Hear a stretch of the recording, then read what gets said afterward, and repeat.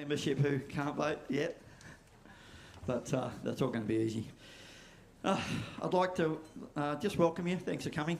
It's nice having you on mostly in the middle. It's good. Last time I think we had people scattered everywhere, and the lights were down. I think. Oh, no, not there. We go. I'm just going to open in prayer. Thanks, Father, for another year, another meeting. They go quick, Lord. Thank you for the blessing of the last year, and just guide us now in what we do today and everything that we want to honour you and put you in the centre. Even when we forget you or we're not obvious about you, Lord, we have you in everything and always want you in the middle of everything we do. In Jesus' name, amen. Well, I've had a thought about, oh my goodness, do I always start with that? I've been thinking about fresh oil. So sometimes I come to an AGM or when I got to talk and, you know, you rack your brain like a pastor when I preach. You rack your brain and go, I'm not going to, no, don't know. But this message went into my head of fresh oil. I did hear an old pastor. My spiritual mentor used to give me tapes of pastors from America.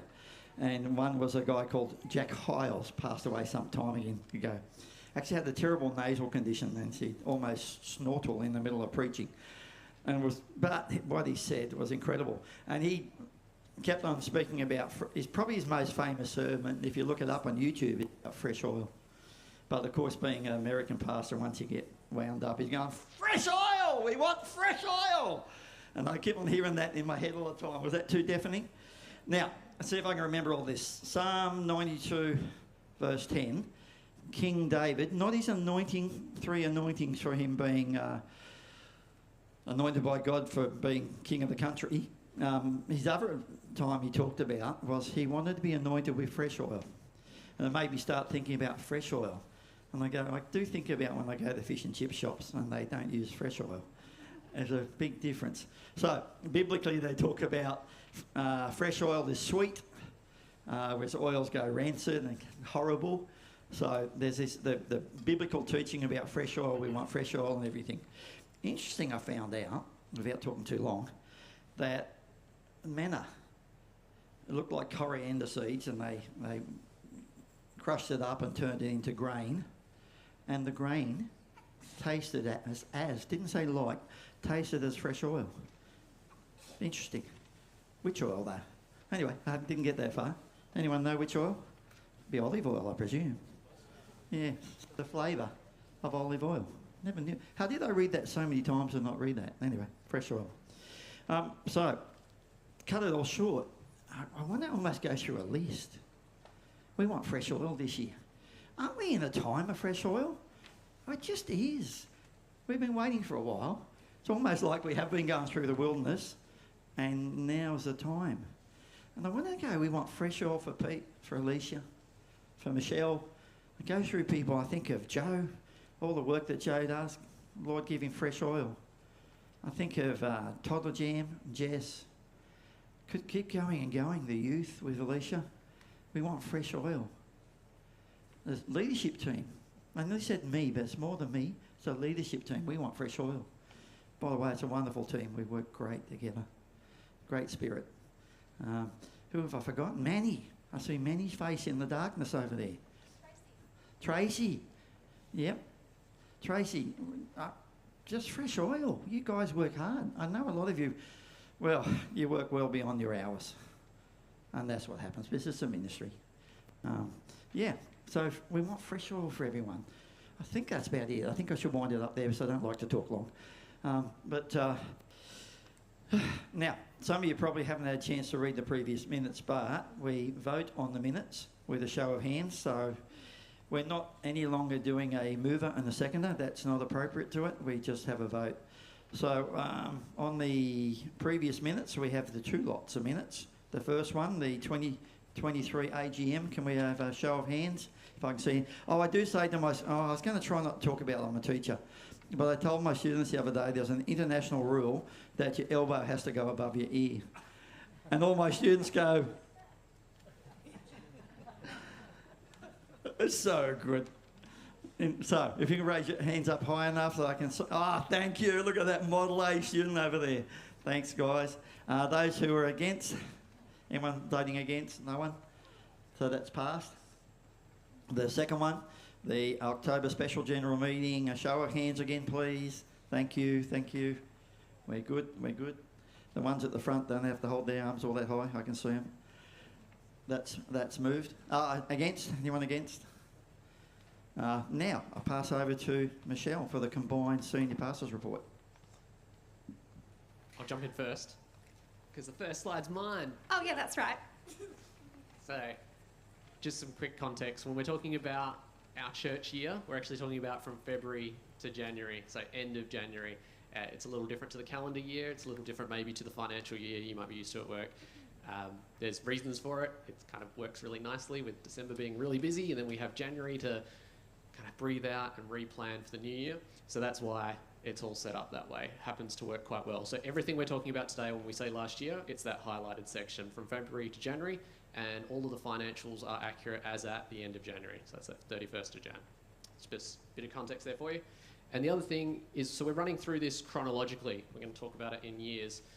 And before we get to last year, we need to talk about the previous year, which was audited, or financial review was done, and that all passed, nothing of substance there, no findings. And that's uploaded to the ACMC, which is as we need to do. We will get our finances for last year reviewed like we do every year. If there is anything that's material problems or challenges or any issues, we'll call a special general meeting and let you all know. But again, we haven't had anything in the past. Don't foresee anything this year either. Cool. Thank you, Steve. Well, this is a bit awkward, the senior pastor's report. I am not actually a senior pastor. I am representing a senior pastor. So it is my privilege to go through the year that was. And before I do that, may I welcome to their very first Inglewood AGM, Alicia and Peter. Thank you for being here. Yeah, thanks, guys.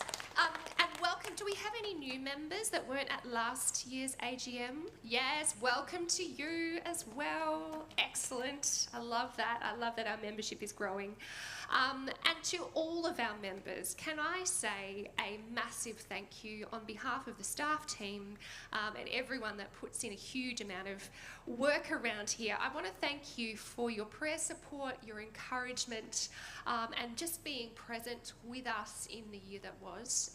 It is just such a blessing to have such encouraging, prayerful people in our congregation. So thank you to you. You have brought us to where we are today. So thank you. Also, as I bring this report for the year that was, I think it's only fair that we mention the person that was actually our senior pastor. Our interim last year was Mike Bullard. So I want to say a particular thank you to him for his wisdom, his leadership, his guidance, his prayer, his everything that Mike is. We very much appreciate him. And a little bit of an update. He is now doing what he was doing here at another church. He is at East Freo Baptist. And so we wish him well, and we know that they will be very blessed down there to have him. Okay, so 2023-24. This was our very first year without Mark Edwards as our senior pastor. And it was also the year that we lost two very faithful servants in our congregation. We lost Jim and we lost Ernie. So there were significant griefs for us this year as a church. And in saying farewell to these people, we are reminded of our history. We were reminded of our history quite a lot last year. We told stories. We caught up with people that we hadn't seen for a while. And there was a real sense of connection with who we've been in the past. And I think that was really healthy for us as a church. And yet it's also been a year of coming to terms with who we are as a community. Now that Mark has left, who are we in the wake of all of that? Beyond our history, it's been a year to pause and to consider. One of the most challenging things for us over the year was compounded loss. So we, in 2022-23, we lost Mark and Jess from our staff team. Over 2022, 23-24, yes, just gone. Ben Humphreys has stepped down from staff. Shanae has stepped out of youth. We lost Tinny. Who else am I missing? So Ben, Shanae, Tinny, of course Mike has left as well. And these are by no means nasty, but we miss people. We have relationships with people, and there is that sense of loss of morale, I suppose, but also that has meant that those of us who are left are working a little bit harder, and we've become tired. And also there's a loss of creativity that comes from that kind of tiredness. There has been significant pastoral care needs over the course of the year, including serious illness, and that has required a lot of time for pastors, for the pastoral care team, and for us as a community, because we love to look after each other. So we have felt that in our congregation. One of the biggest losses that we suffered this year was the loss of our youth group. I think we all really felt that. We've lost the ministry that was happening on the Friday night, and also the ministry that was happening on Sundays. We've also seen young people moving out of our church to churches that have really big youth programs, and rightly so. We've also seen their parents following them there as well. So with that, we have said goodbye. We've wished them well, but we've said goodbye to people. And that's hurt a little bit, I think. It's hard when you're not seeing those people each week. At the same time, that also means that we've been lower on volunteer numbers. And so right across the board, we have felt a bit of strain because there's less people that are available to help. And understandably so, it's not a criticism, that's just how it's been. Our building has also presented challenges, and Steve is probably going to talk a little bit more about this later. Lots of things have needed fixing this year, so that has been something that we've dealt with. We've also lost our tree. Now, I feel like, are we going to count this as a loss or a gain? I kind of feel like this is a great segue into the gains. Yes, because I feel like it was a gain. Okay, so the tree left, yes. We saw several babies were born in our congregation this year. So that was wonderful. So much so that we actually began a meals ministry. I'm no longer doing it because I'm terrible at it. We've handed that over to Nicole Briggs for the new year. She's going to do an amazing job. The pastoral care team is soaring. It has just taken off. You guys are amazing. You've grown in number and you've grown in capacity. These guys are organised. They are dedicated. They are spiritually mature. They meet together and pray for people. They're in contact. They care practically. You guys, I love you so much. You're brilliant. Okay, staff team has been supplemented by the addition of Connie as our homemaker and Manny as our volunteer pastor, and we celebrated Manny's induction during the year. We're really excited to see his ministry unfold. We have mentioned that people have left our congregation, but at the same time, people have joined our congregation. There's been a lot of new faces, which we're really excited to see. We've also grown still in ethnic diversity. I want to give particular mention to the Mandarin cohort that meet, well, they're part of our congregation, but they also meet together fortnightly. We're just so pleased to see this area grow. We also have new connect groups because people are wanting to get closer to God. Now, the KYB has closed, and yes, that is a loss, but it's also a moment for me to acknowledge the work of Carol Kilworth over the decades, and just the sheer volume of people who have had their lives touched by your contribution, and we are so thankful for you and your ministry. Right across the board, we have seen an intense hunger for people to know about God. And I shared this in a sermon late last year, people ringing up, how do I read the Bible? And having to scurry around and start Bible reading courses. And then that rolled into Alpha, and then that rolled into baptism. And then we saw someone baptised. We saw Annie baptised late last year, and that was absolutely wonderful. We've also seen growth in kids' church and in toddler jam numbers throughout the year, despite a lack of volunteers. People are still coming. An enormous win, of course, is the calling of Peter. So that was a massive success, and we want to thank our leadership team, and we want to thank our pastoral search team, because that was a massive win, and we are so thankful for that. I also want to personally, just as Rob has done, thank the staff that we do have. We have Tracy, we have Joe, we have Jess, we have, yes, oh yeah, I'm in there too. The staff remain that have shouldered a lot of this and kept things going. We're really appreciative of you, and we know how hard you have worked, so thank you. Inglewood Community Church has emerged from 2023-24 as a resilient community with a rich history and hope for the future. We are open to trying new things. We want to see people do well, and we want to see people succeed in their life and ministry. We have an increased appetite, I would say, for knowing God, an increased confidence in discerning God individually and as a community. And I would say that despite the losses, despite the year of transition, this was undoubtedly a year of spiritual growth for us as a church. Thanks, Shell. And thank you, Shell, for stepping up to do the senior pastors report for last year. To answer your question, from a financial perspective on the tree, if you lose a liability, that counts as a win to your surplus. All right? So that was how I'd put that in the financial register. I only got a few slides to share with you, but this is probably my favourite one right behind me here, which is it's our missions. So over last year, we gave over $31,000 to things outside of our church.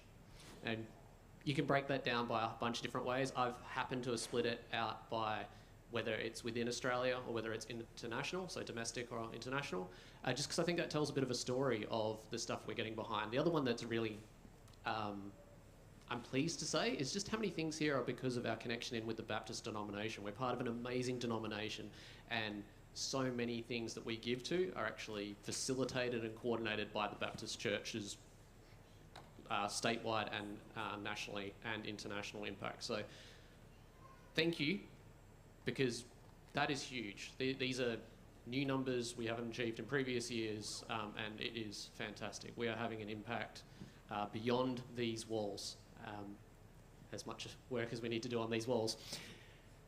The next one I want to talk about is our tithes and offerings, because none of that would be possible without the generosity. And I'll quickly just describe what you're seeing up here.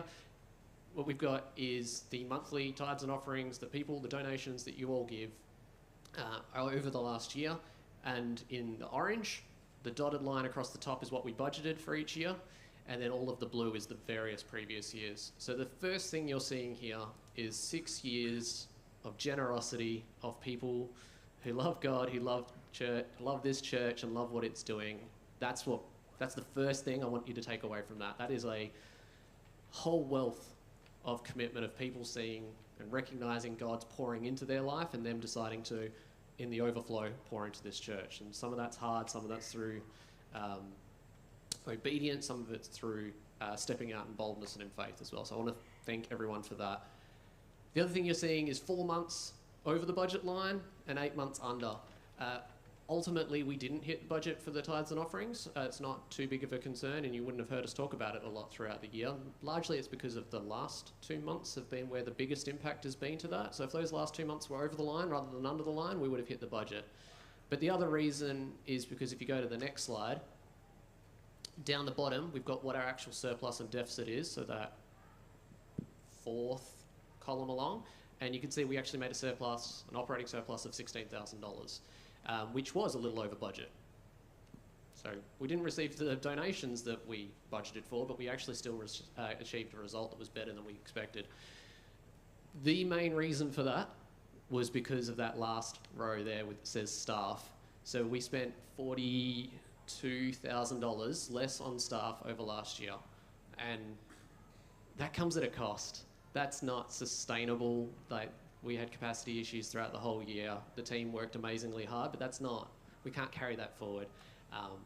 That was a transition period, and they all did an amazing work. They all stepped up and carried a load, and not a lot of volunteers stepped up and carried the load, the ones that did and were available. So that's one thing I want to just kind of highlight for last year. Another one is if you look at the second row, I'm trying to do this without notes, Lead Street, that's our investment property, it's our manse. You can see that made us a deficit of $100. So I'm not a financial wizard, but an investment property shouldn't be making you a deficit. It should be bringing you in some income. The reason for that was just we hadn't been maintaining that property really to the standard that we should have over the last however many years. And last year we caught that all up. So we did a lot of work on the property, a lot of maintenance, and got it ready for Peter and Alicia to move into as well. So that's where that is. That's why that's lower. The other one I just want to call your attention to is we talked about missions already. But we actually, even though 31,000 is an amazing result, we're actually about 4,000 shy of where we wanted to be. So you'll see when we go to next year, we're actually going to carry 4,000 of that over. If you do have any questions, hold them for the end. But that chart, that table, should be in the financial report as well for you to see. Peter. Well, thank you, Steve. And can I just also point out, Steve did a ridiculous amount of work to get the budget presentation all together.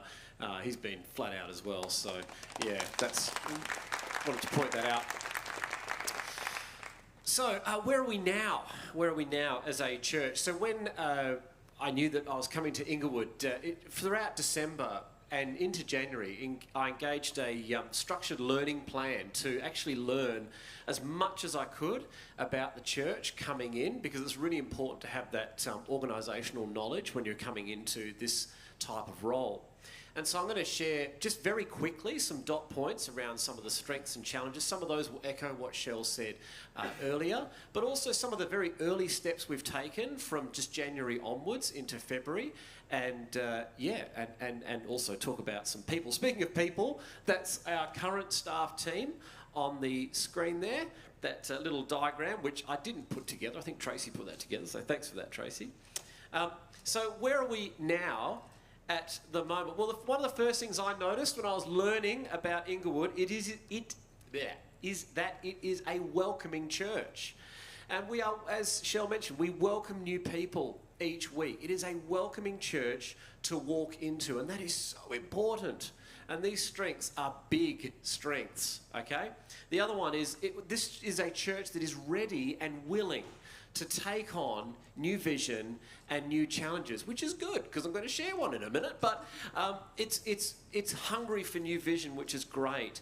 And this was also touched on earlier. Can I just echo the fact that it has a healthy governance team? I've been in situations where there has been unhealthy governance, and let me tell you, a healthy governance team makes all the difference when you're trying to get things done in a church. We have an extremely dedicated and high capacity staff. It was actually one of the things that drew me to Inglewood to want to be here, was just the dedication and the capacity of the staff team. Partly because of the challenges that had to be met last week, there was a high level of community connection and care. The Connect Group ministry and the pastoral care team, both those ministries are so important, and it is such an amazing strength. And we have the opportunity to welcome people into that and enfold people into that. And it is a church that is committed. There is a dedication to the glory of God here. And it's such a high level of commitment in Inglewood. Rob has already mentioned how much extra work is done beyond hours, as it were. It's incredible. So that was some of the things that I learned very quickly about Inglewood. Some challenges, some areas of need. And again, some of this may be echoing. Some areas needed revamp. Some areas still do need a revamp. Other ministry areas needed a complete reboot. The youth ministry being an example of that. That's being completely rebooted as we speak. I also noticed some areas where there was a lot of things that were being done on assumed knowledge. That can be dangerous. And if we're going to grow, to scale well, we need to sow clarity. So I've really worked hard to do that. Even in the last few months, I'll get to that in a bit more. Some areas badly needed upgrade of facilities.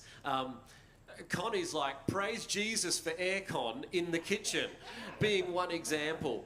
It just makes it so much more attractive. It's like, hey, do you want to serve on home teams when there's aircon in the kitchen on a 40-degree day, right? So, but we're getting to it. There's some other areas that still need some upgrade. Obviously, additional volunteers. I'll come back to that at the end, because we want to address that. A general tiredness, that was mentioned as well. Additional volunteers will help that. Additional finances. Steve's going to talk about that in a minute. And I really noticed that there was a gap in our local outreach. And so we're going to be focusing on that as well. So where are we now? Some very initial steps. We created the church homemaker role, bringing the leader of the home teams actually onto the staff team, so they operate in sync with the movement of the staff team of the church. We increased administration hours for Tracy. One of the things that churches can tend to slide into doing is paying pastors to do admin rather than releasing pastors to do pastoral work, okay? So we've had to steal some stuff off Shell and give it to Tracy so she can be released to do more things like discipleship programs, which I think she wants to do. It's been mentioned that we have added Alicia onto the staff team, but not just as a staff member, but she is working to specifically execute an actual plan to reboot the youth and young adults ministry.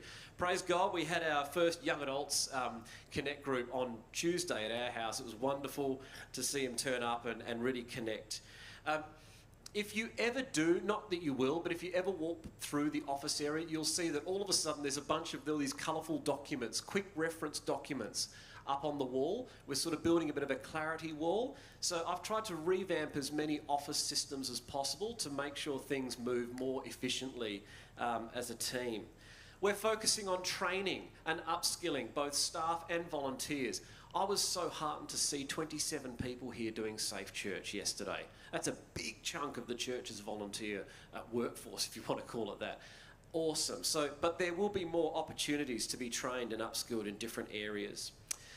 You may not be aware of this, but the leadership team has already been drafting and refining some extremely important policies that we will be putting up for approval later in the year.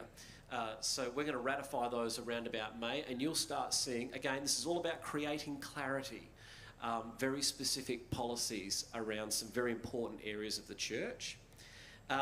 We've already reviewed some stuff in terms of the facilities and changed a few things around to support even some short and mid-term goals. And we've created the ICC Preachers and Speakers team, which is actually getting those together who are looking at either who are preachers or looking at becoming preachers, and trying to bring that kind of team together to get some cross-communication and some healthy ideas shared there. And so as we sit here today, our ministry areas are, of course, we have our pastoral care team, we have our leadership team, and under Connect groups, I include the men's group, the young adults Connect group as well, and of course, as Shell has mentioned, our PM or afternoon Sunday Mandarin group. A discipleship area, creative team, and that includes the sound and tech ministry. Great one to volunteer on, by the way. Home teams, of course. It's currently prayer for youth, but eventually that will develop into our youth ministry.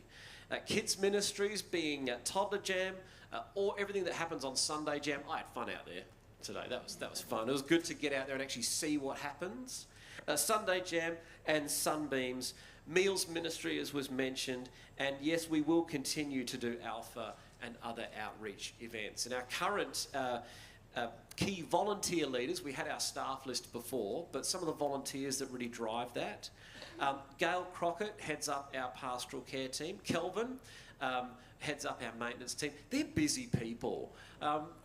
Thank the Lord for them, because they do a lot for this church. Meals team, so Nicole and I are just working through how we're going to get that happening. So she's got the login for meal train, so we'll announce that officially in a Sunday to come. Planning Centre Control, Karen, Myhick, Words Works Wonders, Jill and Lois, and of course our leadership team is Rob, Steve. Eleanor is unable to be here again due to sickness, so please pray for her and Nathan. She was a bit disappointed she wasn't able to be here. And of course, Gail. Steve. Alrighty. So where are we now financially? Short answer is we're in a really good position. A lot of information here, not all of it do you need to understand, so I'm just going to give you the highlights. The first liability under there is the BFS loan. That's the loan that we have, and we continue to pay that down as we expected, so that's another $17,000 off that loan.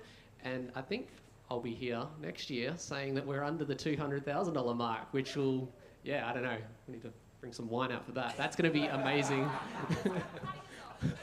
A year away should be fine. So that's exciting. I'm excited for that. And I think we all should be. The other one to just draw your attention to is the working capital. So that's the money, once we pay any liabilities that we might have, it takes all the cash and everything into account, and it gives you a single number to go, well, what money do you have available to be able to weather any financial storms that may come, but also to be able to invest into the future. And that number actually went down slightly, but really in the scheme of things, that's a fairly minor move. So it went down by less than 2,000. We have about $78,000 of working capital, which is quite a lot. That's over 2 months worth of the total operating cost. So if we got no money for 2 months at that rate, we would still be able to just run the church. But that doesn't actually happen in our kind of type of church, but it is just sort of a nice sign of where we're at. And I'll get to what we want to do with that $78,000 shortly. I'll hand back to Peter now. So I'm just going to move very quickly into talking about the future. And I'll leave some dot points up on the screen. I'm not going to say absolutely everything about this. But what I will say, though, is when you are casting new vision, it's very important to recognise heritage. And so in sitting down to analyse where we need to go this year, I thought I'm going to go right back to the Constitution. And also, I've been a member of a church. Sometimes you just forget what the Constitution... Has anyone read the Constitution? I'm assuming everyone's read the Constitution, but you can forget what it actually says. And this is the objects of the church summarised in our Constitution. This is the heritage of Inglewood right here. We want to help people say yes to Jesus. That's what we're here for. That's why we're having this meeting, right? But the way we do that is we want to point people to Jesus. We equip people to serve. And we serve people both in and outside the walls of this building. And we're here to encourage each other. And as I looked through those objects in the Constitution, I thought, okay, new phase of the church has been said already, if you like, new era, all that kind of stuff. So when we're gonna revamp or rebuild, where do we start? And of course, we have this verse that was mentioned at our team night 2 Wednesdays ago, which is from Acts chapter 1, verse 8, there, be my witnesses in Jerusalem and in all Judea and Samaria and to the ends of the earth. And so the order there matters. It's another way of saying, start in your city. Start where you're at. And so with our focus this year, I want to move forward with a local focus. Let's start where we're at, because if you're rebuilding something, it's a lot easier to take from the pile right next to you than take from the pile 10 miles away down the road, okay? And so there are 3 ways we're going to do this. We serve, synthesize and streamline. I like alliteration, so SSS. Serve, synthesize and streamline. Let me just go through it very quickly, and you're more than welcome to ask more in-depth questions as we move through. First of all, my page. We want to serve. We want to serve people in new ways, externally and internally. We'll just go to the next slide there. Now, let me go backwards. Internally, we've already started doing that with some of the ideas we've developed on home teams. We're looking into, these are some projects we're looking into, possible service translation to serve people that don't speak English as fluently yet, and so on. Lots of ideas internally. But I also want to, and I'll speak more to this in some Sundays to come, launch the Love Your Local initiative. This is a team whose responsibility will be to identify local causes, rally the church around, publicise and repeat. And my goal is that I can sit here in 12 months' time and say, you know how like a couple of weeks ago that I visited people around here and they were like, oh, we thought that church was closed? I want to be able to say there is going to be a surrounding community around this church that knows that there is a church here in their midst. They will have no doubt that there is a church here in their midst. And so the Love Your Local initiative, there'll be more details coming out about that in coming weeks, but that is how I really want to attack that externally. Next, synthesize. See those 3 different hands. There's the church, there's the needs of our community, and that there are other like-minded organisations trying to work on those needs as well. And we have the opportunity to synthesise those 3 things. And I've seen this happen in real time, and it's amazing. We can work with people to build the reputation, if you like, of Jesus as a church. By taking community needs, by taking seriously our community, by saying, hey, we want to work on that as well, and by joining with other NGOs, government bodies, not-for-profits, whatever, in actually meeting those community needs. And even some very early simple things. Like already, we've been having conversations about, remember on the Did You Know board, we found out the second most spoken language in our area was Mandarin. So there's already some ideas around, hey, maybe, during the week we actually have some English-speaking classes just at the church. We've got someone who wants to do we're utilising our facility to meet a community need with someone who has a skill in that area. And I've already talked to some of you that have skills that you've used in your professional life that you could bring to the party, as it were, to synthesise that with meeting community needs at the church and on behalf of the church. There's some dot points there as well. And then what happens when people go, wow, there is a church here, I might check it out, and they walk in the door and go, we want to streamline getting them involved. But we need to do that in a safe way, because we've all done Safe Church yesterday, right? So we need to do it in a safe way. And part of doing it in a safe way is creating clarity. We're working on a how you can get involved booklet that can be given to visitors that makes it very, very clear as to all the areas that people can get involved in Inglewood Community Church, but also with that having a quick reference guide as to the different things that you need to make sure that you have in place for different areas. So no, you can't just jump on the leadership team. No, you can't just get up and preach a sermon. But there's like a billion jobs that you can do. There's a billion things that you can get involved with tomorrow that you can just literally walk in the door and get involved in. We want to serve people. We want to synthesise what we do with the needs of our community and what other people are trying to achieve for our community. And we want to streamline people's involvement when they come and check out the church. I'm really excited to see people already talking to me about ways that they want to share the love of Christ. And wouldn't it be wonderful if we had people here from our community coming and checking out the church going, wow, I've heard that there is a church in this area and I want to check it out, because then we can welcome them home. How are we going to fund that, Steve? Yeah, I love the enthusiasm. Where's the money coming from, right? That's hands to me. Well, it looks like this. This is the summary of the budget, broken down in the same categories. You should have that in the financial report there.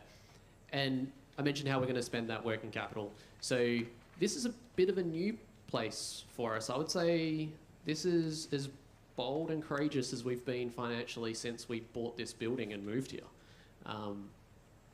We're actually budgeting for a $29,000 deficit.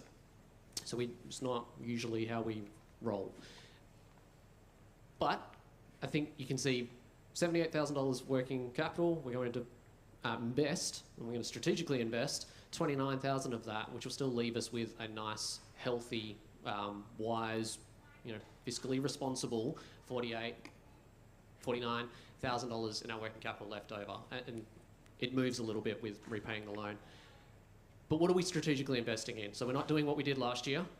We're making some very intentional investments with that money. The first one is staff. So we didn't have enough capacity as a staff to achieve what we wanted to. This year, we're fixing that. We've already fixed that. We've brought in Alicia, we've brought Peter in. We've got a team of people now to be here to go and make a change, to make some transformation happen. The other thing is not just the people, it's also the training. So we're investing more into the training of those people and the broader volunteers as well. Because it's not just enough to have the people and the hours, it's also about having them skilled appropriately to do the stuff that we want to do, as Peter's laid out. The other thing is missions. So we could withdraw in that space. I think we're all very passionate about the fact that's not what we're about. We're not being unwise, we're not being foolish with our money, but we still want to be bold, we want to be courageous, we want to be selfless. A person, a church, any entity that takes too much of an inward look is not long for this world. You've got to keep your eyes up and out and looking where we're looking. So our commitment to missions is that. It's essentially we're doing what we would usually do, and we're actually going to bring over 4,000 from last year that we didn't get to spend. We were quite distracted with other things. We're going to So that takes the total amount up to that to 38, which is a new high for us. And the last thing is the property. So I mentioned Lead Street last year and the investment we made into that to get that up to scratch. This year is going to be a bit more focused on this building. I say a bit more. The aircon, as we've already spoken about in the kitchen, that's part of this, just so you know. So that was in February as part of this budget. But there is a bit more focus on getting this property. And a lot of it's going to be about being proactive. What can we do now, which will end up saving us money and being a wise decision for the future, for the longer term. Sometimes that's what it's about. You spot something early enough, you fix it now, it's much cheaper. But also, it's not just about keeping the rain out and keeping the walls up. It's about making the church a building and a place that's fit for the strategy Peter's laid out, but just the work, the objects of the church. How is what we own going to help us help people say yes to Jesus at every point in their lives? So it's about that. So it's not necessarily the infrastructure. It could be all sorts of things in that space. I think that's broadly what I wanted to talk about. If those are the three focuses for this year. It's where the money you can see is a bit more weighted as well from what we would usually spend.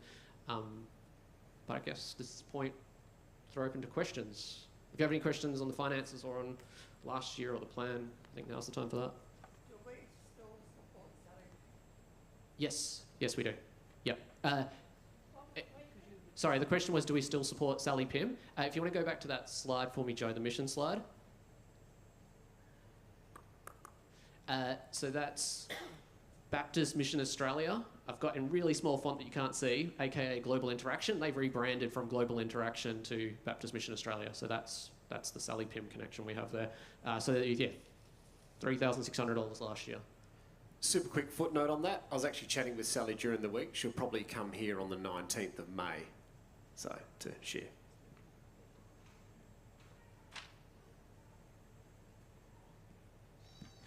Any other questions?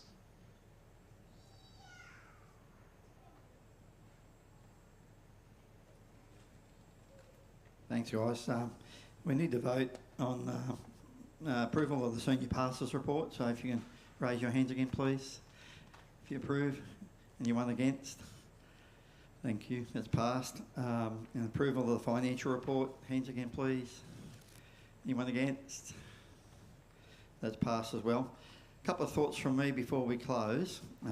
One thing that's been near and dear to my heart is maintenance around this building. We have a person who does it quietly and does an awful lot of work and probably would rather hide quietly, like sometimes I have. Kelvin has been such a blessing and done an amazing amount of work. So if we could recognise that, please. Thanks, Kelvin. And another special ministry that happens that most of us don't notice as well, and I know Pete's referred to these, but Words, Works and Wonders, and we've got Jill here today. I'd like to give a special thanks to Jill as well.